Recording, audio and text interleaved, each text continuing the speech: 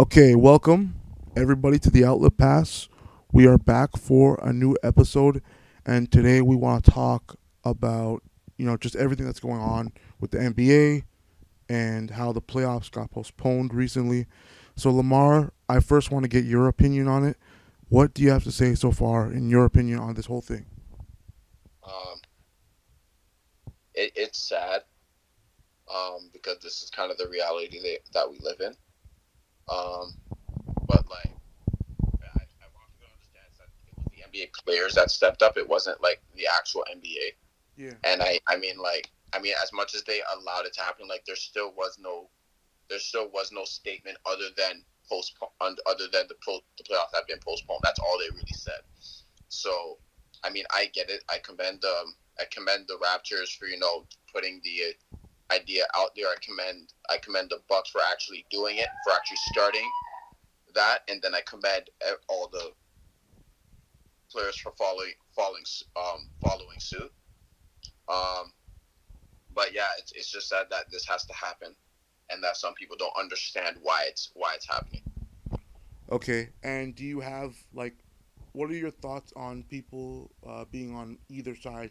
People um, who want to end the whole thing and just want to go back home, and people who are more interested in figuring out solutions while being in the bubble.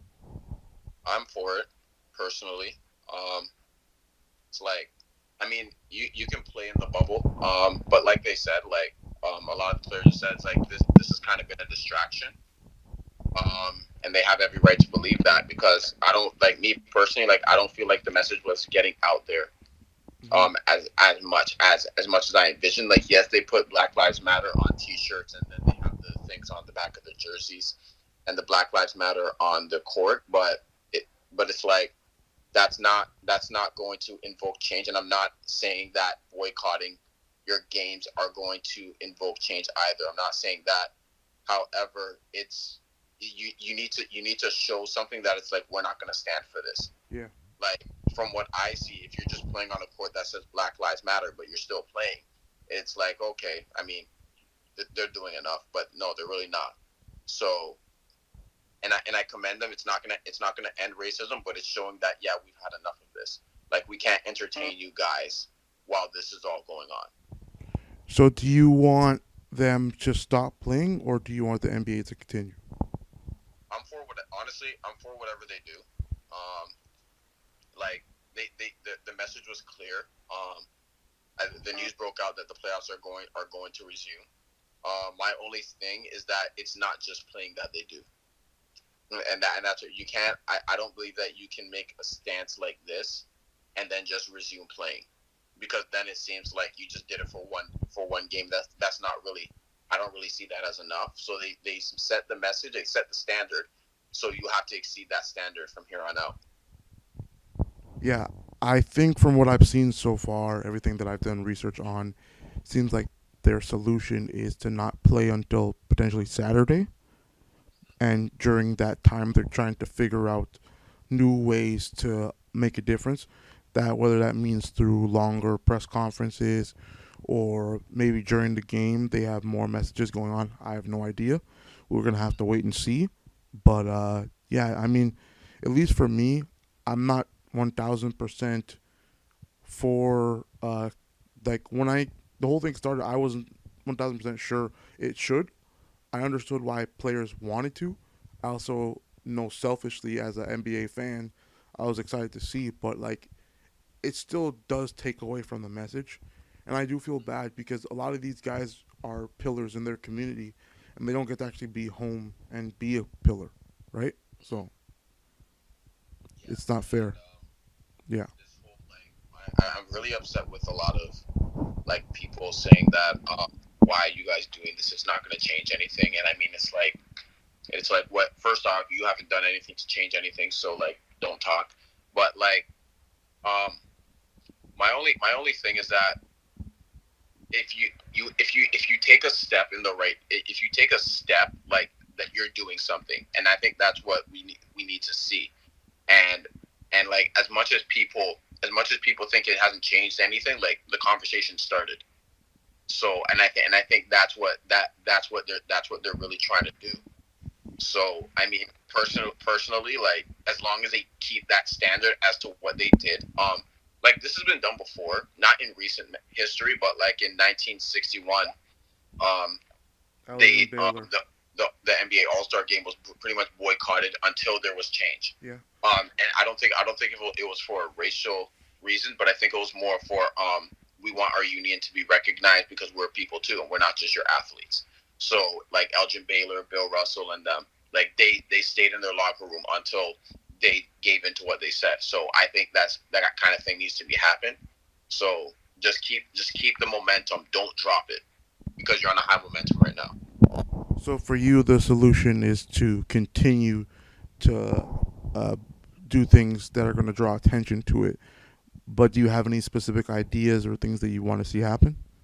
Me personally, no.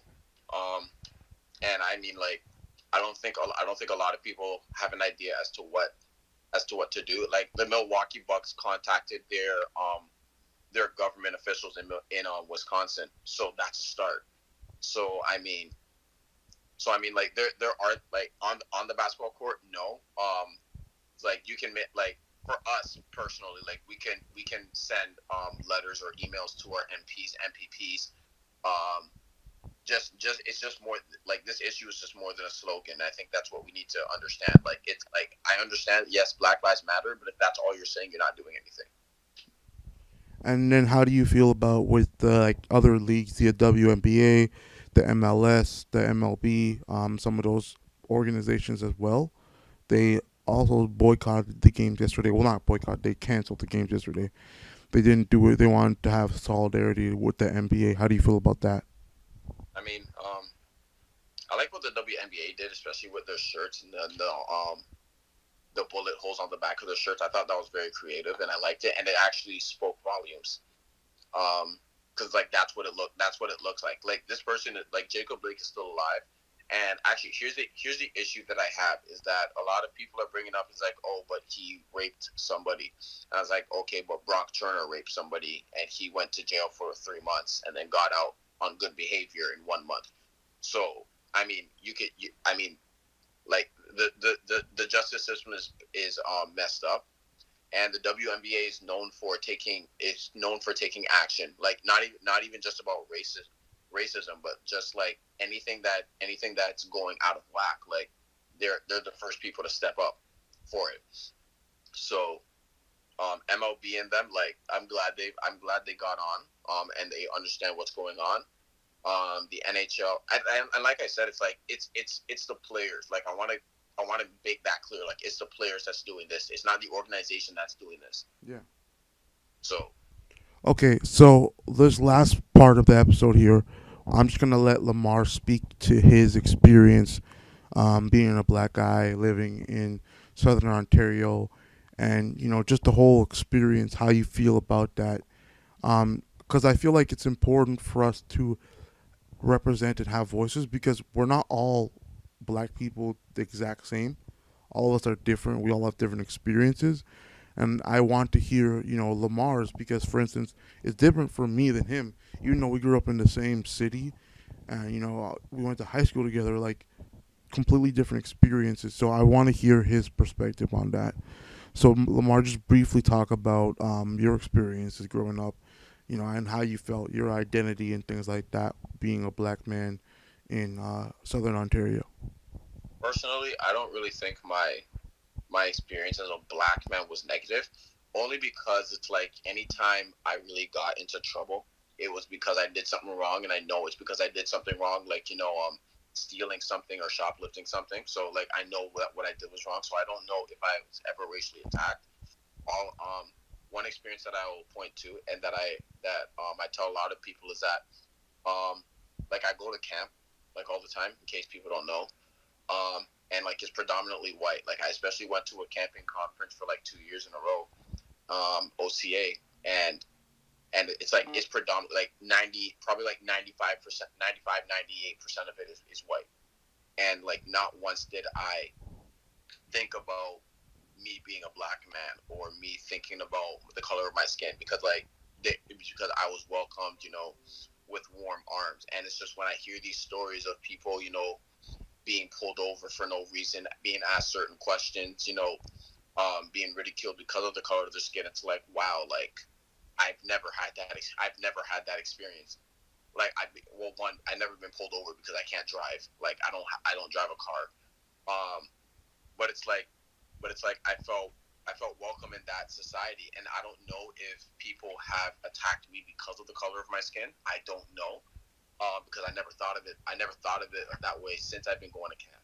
So, just to hear people's stories and then seeing how I've never had those experiences personally, like it breaks my heart that it could happen to me one day. Yeah, and just a little context, people. We're both Canadian, so like obviously our experience is not the same as Americans. Like we're not American. We don't necessarily have to deal with it the same way, and we're fortunate to have grown up in an area that's pretty multicultural, pretty inclusive for the most part.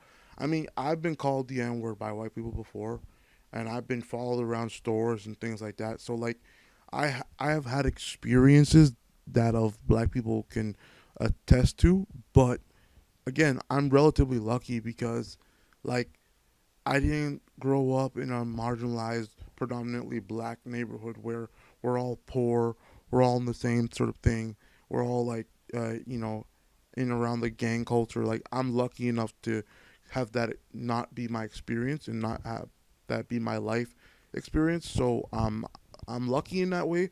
But at the same time, like when I hear stories and I hear experiences, I just feel terrible because I don't have those experiences. I'm lucky and I'm fortunate and I'm very grateful for that. But I think it's important to hear people's voices and to hear different experiences because I feel like the problem with black people as a whole is that a lot of times we're looked at as a monolith.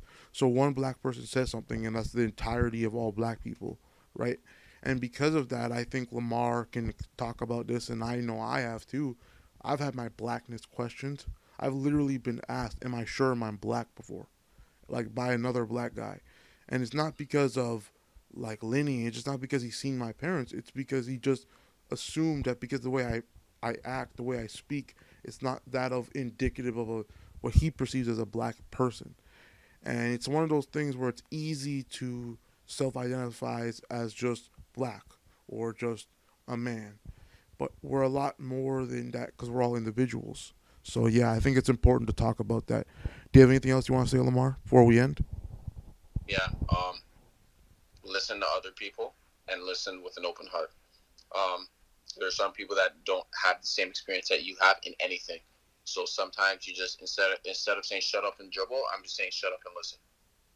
Because some of us really need to do that, and that's why the world is divided. Because some of us won't listen because we don't have the same experiences as other people.